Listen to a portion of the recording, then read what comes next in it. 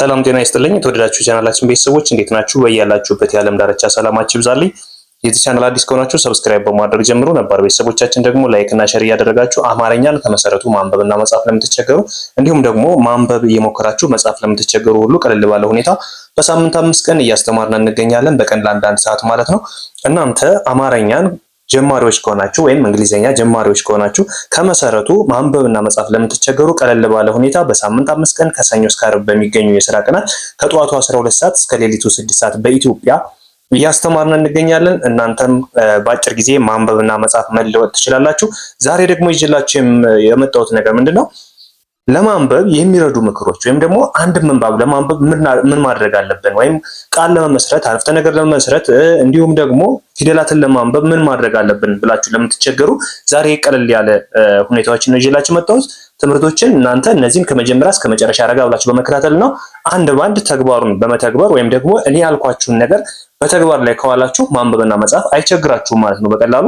ስለዚህ የመጀመሪያው ምንድነው?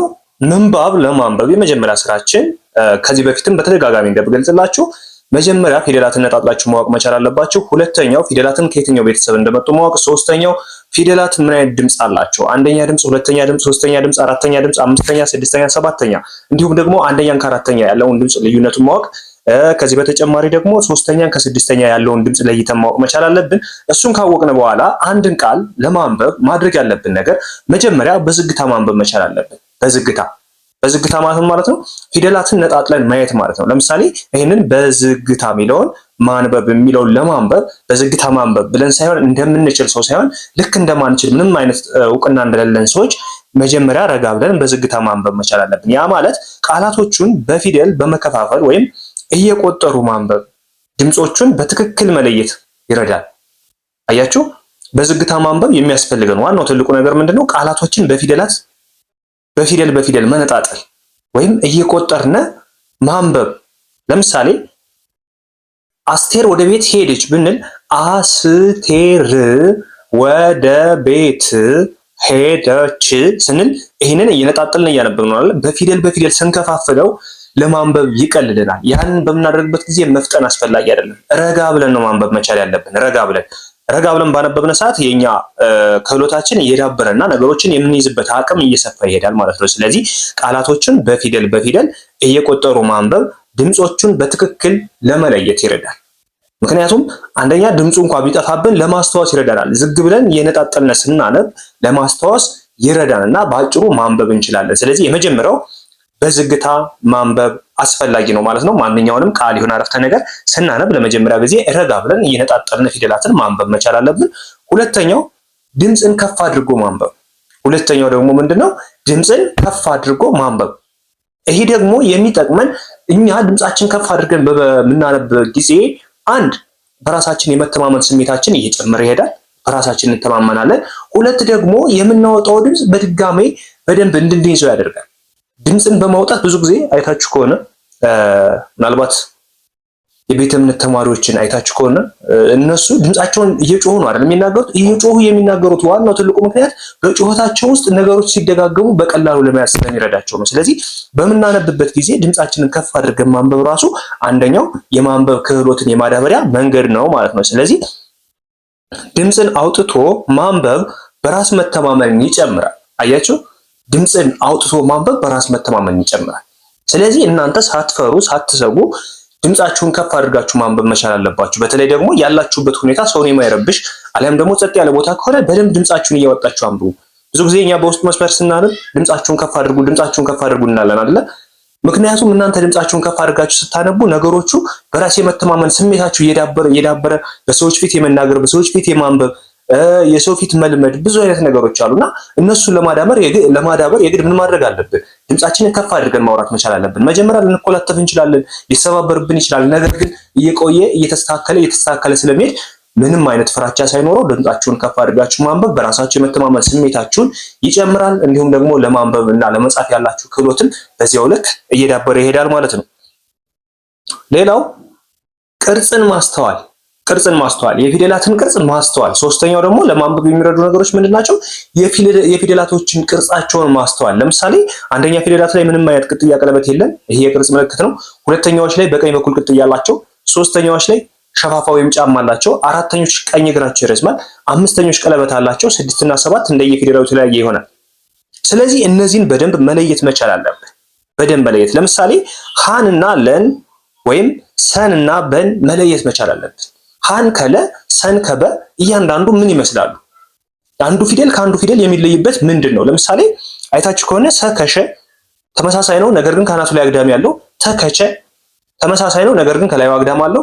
ነ እኘ ሌሎችም ፊደላት የሚመሳሰሉ፣ ነጠ እነጸ ሌሎችም የሚመሳሰሉ ፊደላት አሉ። ሲመሳሰሉባቸው ቅርጻቸውን የሆነ መለያ አላቸው። የሁሉም ፊደል ተመሳሳይ አይደለም፣ የሆነ መለያ አለው። እያንዳንዱ ፊደል ላይ ተመሳሳይ ነው ብለን እንኳን ብናየው በደንብ እያንዳንዱ የተለያየ የሚለያይበት ቅርጽ አለው። ስለዚህ ያንን በደንብ መለየት መቻል አለብን። ይህ ማለት ቅርጽን ማስተዋል ማለት እሱ ነው።